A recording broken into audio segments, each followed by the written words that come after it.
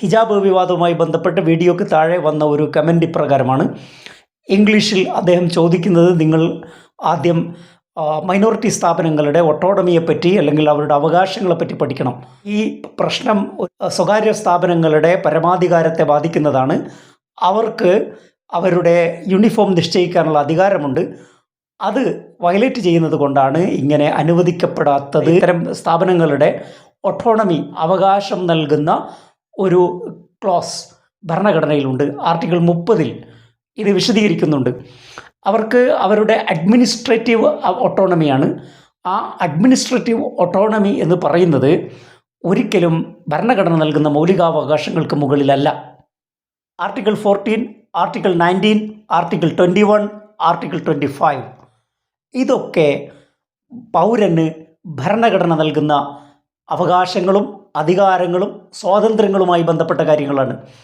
ഇവ നിഷേധിച്ചുകൊണ്ട് ഒരു സ്ഥാപനത്തിനും അവരുടെ ഒട്ടോണമി പ്രകടിപ്പിക്കാൻ കഴിയില്ല, അവരുടെ അധികാര വിനിയോഗം നടത്താൻ കഴിയില്ല. Tasneem Fathima versus state of Kerala എന്ന കേസിൽ ജസ്റ്റിസ് മുഷ്താഖിൻ്റെ വിധിയിലാണ് വിഭിന്നമായ ഒരു അഭിപ്രായം രേഖപ്പെടുത്തിയത്.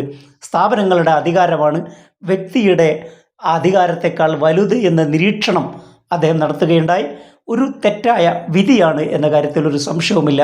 കാരണം ഈ ഒരൊറ്റ സിംഗിൾ ബെഞ്ച് ഉത്തരവ് കൊണ്ട് പൗരൻ്റെ അവകാശങ്ങൾ റദ്ദ് ചെയ്യാൻ കഴിയില്ല. ഹിജാബുമായി ബന്ധപ്പെട്ട ഈ വിഷയം ഒരിക്കലും നിയമപരമായ ഒരു പ്രശ്നമല്ല, കോടതിയിൽ വെച്ച് പരിഹരിക്കേണ്ട കാര്യമല്ല. കോടതിക്ക് ഇതിൽ ഒന്നും ചെയ്യാനില്ല. കോടതിയിൽ പോയി നിയമയുദ്ധം നടത്തി സ്ഥാപിക്കപ്പെടേണ്ട അവകാശമല്ല പൗരൻ്റെ മൗലികാവകാശങ്ങൾ.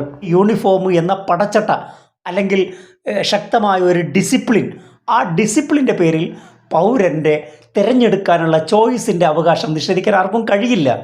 അമേരിക്കയിൽ വിയറ്റ്നാം യുദ്ധകാലത്ത് ഇതേപോലെ യുദ്ധവിരുദ്ധരായ വിദ്യാർത്ഥികൾ അവരുടെ യുദ്ധത്തിനെതിരെയുള്ള പ്രതിഷേധം പ്രകടിപ്പിക്കാൻ വേണ്ടി കയ്യിൽ റിബണുകൾ കെട്ടിയിരുന്നു. പക്ഷേ അന്ന് അമേരിക്കയിലെ സുപ്രീം കോടതി ഈ വിഷയം പരിഗണിച്ചുകൊണ്ട് പറഞ്ഞ പ്രധാനപ്പെട്ട ഒരു കാര്യം, ഇവർ ഈ പ്രതിഷേധത്തിലൂടെ രേഖപ്പെടുത്തുന്നത് അവരുടെ അഭിപ്രായമാണ്. അവർ യുദ്ധവിരുദ്ധമായ ഒരു ആശയപ്രകടനം നടത്തുകയാണ്. യുദ്ധത്തിനെതിരെയുള്ള അവരുടെ എക്സ്പ്രഷനാണ്, അവരുടെ ആശയവിനിമയമാണ് ഈ റിബണിലൂടെ പ്രകടിപ്പിക്കുന്നത്. യൂണിഫോമിൻ്റെ പേരിൽ ഫ്രീഡം ഓഫ് എക്സ്പ്രഷൻ എന്ന് പറയുന്ന ജനാധിപത്യ രാജ്യങ്ങളുടെയൊക്കെ ഭരണഘടനയുടെ മൂല്യവത്തായ ആശയം, ഭരണഘടനാ തത്വം എന്ന് പറയുന്നത് ആശയപ്രകാശനത്തിനുള്ള അധികാരമാണ്.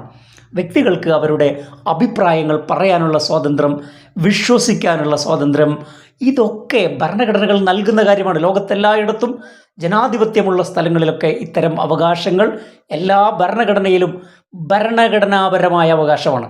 യൂണിഫോമിൻ്റെ പേരിൽ അത് സപ്രസ് ചെയ്യാൻ, അടിച്ചമർത്താൻ കഴിയില്ല. തുറസായ ഒരു സമൂഹത്തിൽ ജനാധിപത്യ പ്രക്രിയകൾ കൂടുതൽ വിപുലമായി ആഘോഷിക്കപ്പെടുന്ന സ്ഥലങ്ങളിൽ ഇത്തരം അച്ചടക്കത്തിൻ്റെ പടച്ചട്ടകൾ അല്ലെങ്കിൽ അത്തരം ചിട്ടവട്ടങ്ങൾ നമ്മുടെ വിദ്യാർത്ഥികളുടെ മേൽ അടിച്ചേൽപ്പിക്കുന്നത് ഒരു തരത്തിലുള്ള ജനാധിപത്യ ധ്വംസനമാണ്. ചിന്തിക്കാനും ബഹുസ്വരതയെ ഉൾക്കൊള്ളാനുമുള്ള കാഴ്ചപ്പാടുകളിലേക്ക് വലിയ ഒരു ആകാശത്തിലേക്ക് അവരെ തുറന്നു വിടുകയോ വേണ്ടത് എന്ന് സ്ഥാപനങ്ങൾ ചിന്തിക്കുകയും പരിശോധിക്കുകയും ചെയ്യേണ്ട കാര്യമാണ്. യൂണിഫോമിൻ്റെയോ അച്ചടക്കത്തിൻ്റെയോ പേരിൽ മറ്റൊരാളുടെയോ മറ്റൊരു സംസ്കാരത്തിൻ്റെയോ ഐഡൻറ്റിറ്റിയെ നമ്മൾ സപ്രസ് ചെയ്യാൻ പാടില്ല. ആക്ഷേപങ്ങൾ ചൊരിഞ്ഞുകൊണ്ട് ആ വിദ്യാർത്ഥിനിയുടെ ഡിഗ്നിറ്റിയെ ബാധിക്കുന്ന തരത്തിലാണ് മാനേജ്മെൻറ്റും പ്രിൻസിപ്പളും പെരുമാറിയത്. ഡിഗ്നിറ്റി എന്ന് പറയുന്നത് ഓരോ പൗരൻ്റെയും വളരെ പ്രധാനപ്പെട്ട ഒരു അവകാശമാണ്. ഹ്യൂമൻ ഡിഗ്നിറ്റിയെ മാനിക്കാൻ കഴിയാത്ത സ്ഥാപനങ്ങളെ നിങ്ങൾക്ക് എങ്ങനെ സപ്പോർട്ട് ചെയ്യാൻ കഴിയും? സ്കൂളിൻ്റെ നടപടിയെ അതുകൊണ്ട് തന്നെയാണ് ജനാധിപത്യ വിശ്വാസികൾ മുഴുവനും എതിർക്കുന്നത്. റിലീജിയസ് ഫ്രീഡം അത് വളരെ പ്രധാനപ്പെട്ട ആശയമല്ലേ? മതസ്വാതന്ത്ര്യമില്ലാതെ എങ്ങനെയാണ് നമുക്കിവിടെ കോ എക്സിസ്റ്റൻസ് സാധ്യമാകുക? മതസ്വാതന്ത്ര്യത്തെ നിഷേധിക്കുന്ന നടപടിയാണല്ലോ BJPയും RSSും ഇന്ത്യയിലൊട്ടാകെ നടത്തുന്നത്. അതിൻ്റെ ഇരകളാണല്ലോ സഭകളും സഭയിലെ പ്രധാനപ്പെട്ട കന്യാസ്ത്രീകളും പാസ്റ്റർമാരും. മതപരിവർത്തന നിരോധന നിയമം അവർക്ക് വരെ പ്രയോഗിക്കുന്നില്ലേ? സ്വന്തം മതാവകാശങ്ങളും മതചിഹ്നങ്ങളും പൊതുവിടത്തിൽ പ്രദർശിപ്പിക്കുകയും പ്രകടിപ്പിക്കുകയും ചെയ്യുകയും അതോടൊപ്പം മറ്റൊരാൾക്കത് നിഷേധിക്കുകയും ചെയ്യുക എന്ന ഹിപ്പോക്രസി, ആ ഹിപ്പോക്രസിക്ക് കൃത്യമായ മറുപടി നൽകാൻ ആർക്കും സാധിച്ചിട്ടില്ല. മറ്റൊന്ന് ബാലാവകാശമാണ്, ചൈൽഡ് റൈറ്റ്. ആ ചൈൽഡ് റൈറ്റ് എന്താണ്? റൈറ്റ് ടു എഡ്യൂക്കേഷൻ, വിദ്യാഭ്യാസത്തിനുള്ള അവകാശം. ചൈൽഡ് റൈറ്റ് നിഷേധിച്ചു കഴിഞ്ഞു. ഇന്ത്യയിലെ സവിശേഷമായ സാഹചര്യത്തിൽ കോടതികളിൽ പോയി ഇത്തരം അനുകൂലമായ വിധികൾ, പൗരാവകാശങ്ങൾ സംരക്ഷിച്ചു കളയാം എന്ന് നമുക്ക് വിചാരിക്കാൻ കഴിയില്ല. പ്രശ്നം നിയമപരമല്ല, മറ്റൊന്നുമല്ല, നമ്മുടെ സമീപനത്തിൻ്റെ പ്രശ്നമാണ്, കാഴ്ചപ്പാടിൻ്റെ പ്രശ്നമാണ്, സഹവർത്തിത്വമില്ലായ്മയുടെ പ്രശ്നമാണ്, ഉൾക്കൊള്ളുക എന്ന ആശയം ഉൾക്കൊള്ളാത്തതിൻ്റെ പ്രശ്നമാണ്. എമ്പതി കാണിക്കാൻ കഴിയുന്നില്ലെങ്കിൽ ഏത് ദൈവരാജ്യത്തെക്കുറിച്ചാണ് നിങ്ങൾ സംസാരിക്കുന്നത്? ഇത് രണ്ട് മതവിഭാഗങ്ങൾ തമ്മിലുള്ള പ്രശ്നമല്ല.